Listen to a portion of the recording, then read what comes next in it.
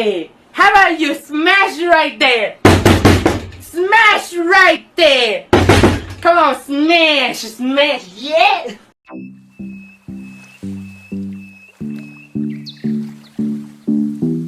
And reasons why this bird is a threat to my mental health. Number 1, they clap crocodiles for fun and they do not apologize for it. And like a true predator, they prefer to go after the minors. That's not even the craziest thing they eat, but we'll get back to that. Number 2, the shoebill stork puts its prey on a shirt by decapitating it, assaulting it with that blunt force beak until it divorces its head from its body. It's as bad as you think. Number 3, there are unconfirmed reports of the shoebill stork eating a baby lechwe. For reference, this is what a lechwe is. How in the 4, they're 5 feet tall with an 8-foot wingspan. That's longer than LeBron's. Number 5, the shoebill stork isn't even a stork. It's part of the pelicaniform family, making this demonic animatronic related to pelicans. All of a sudden, this makes a lot of sense. It must be a family thing. And at 6 is the chicks, because shoebill stork chicks will actually try to take their siblings off the census, with the strongest one beating and bludgeoning the younger one. If the abused brother doesn't die from getting his skull bashed in, he'll expire to starvation because his mother won't even acknowledge his existence. Number 7, this pelican has a lifespan of 36 years, and that's just too long looking like that. Number 8, they don't make a lot of noise, but when they do, a war veteran gets PTSD.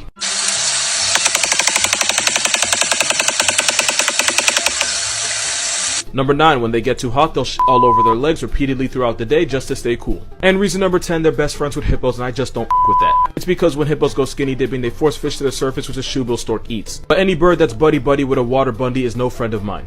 Sexy boy.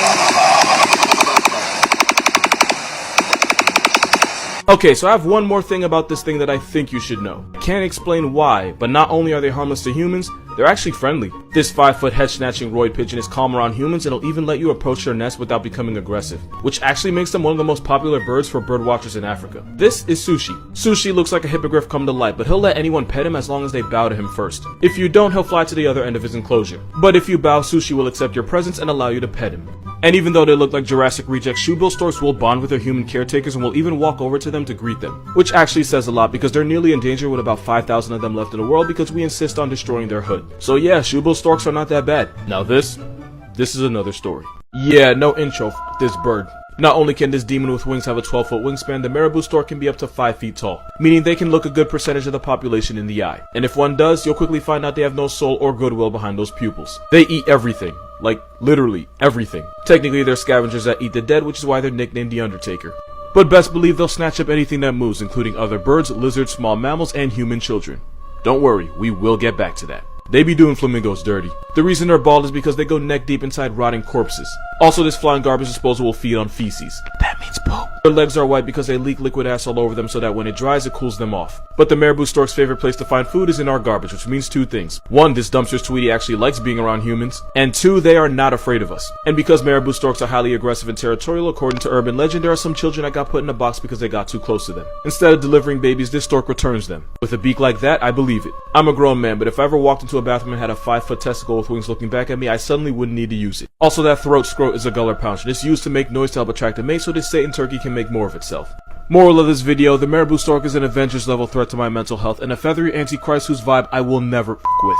We need to talk about how disrespectful this bird is. This is a secretary bird and they kill prey by kicking them in the head until they either tap out or flatline, and especially violate snakes. They'll river dance on a snake's head until its skull caves in, and the secretary bird can kick with a force 5 times its own body weight. That's like the average man Ronaldoing someone with 900 pounds of force. Their kick is so powerful that they can actually shatter the bones in your hand. Also, they're like 4 feet tall. The secretary bird will stomp around vegetation and bushes just so they can skull snatch anything that tries to escape. They'll also purposely wait around bushfires so that if any small animal tries to run for its life, this bird will take it from it anyway by curb stomping them. And they can wig split their ops in 15 milliseconds, meaning in the time it takes for you to blink, they can strike multiple times. And like I said, they're 100% on site with snakes because they'll smash their heads in until they're either paralyzed or dead and then proceed to eat them. Also, this raptor can fly.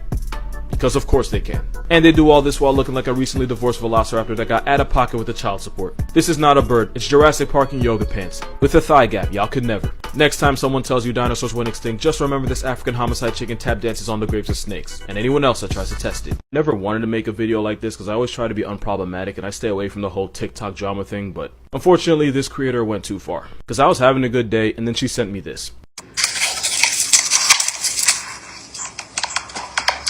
I have not known peace ever since I've seen this. I'm gonna make it your problem. That is a uropygeal gland. Most birds have it and it's basically an oil dispenser. The same way you rub Vaseline on your chapped ass lips, the bird will rub the gland and then spread the oils on its feathers to maintain and waterproof them. And of course there's this nonsense right here.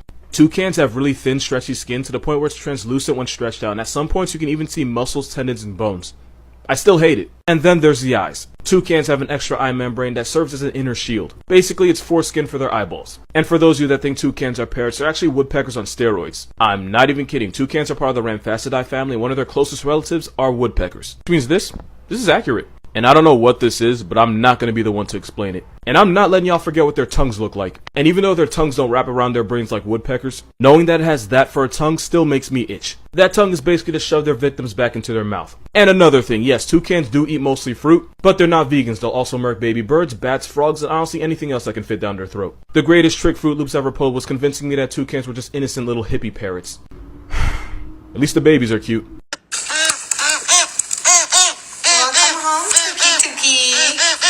I was hoping somebody would ask, so yeah, woodpecker tongues wrap around their skulls and go out their mouth like a f***ed up fruit roll-up. But like every questionable thing in nature, there's a reason for this. A lot of woodpeckers eat mostly ants and larvae, and they use that bill to drill through the wood and that long elastigirl tongue to snatch them up. It's like chameleons, but with more feathers. Woodpeckers have been around for 25 million years, but since chameleons have been doing this for 60, it's clear who stole from who. And since the green woodpecker has one of the longest tongues for any bird, 10 centimeters for a 30 centimeter body, they have to wrap it around to the back of their head when they're not using it. Now this part isn't 100% confirmed, but a lot of scientists believe the tongue also cushions the brain to absorb the shock of them high-fiving trees with their head for a living.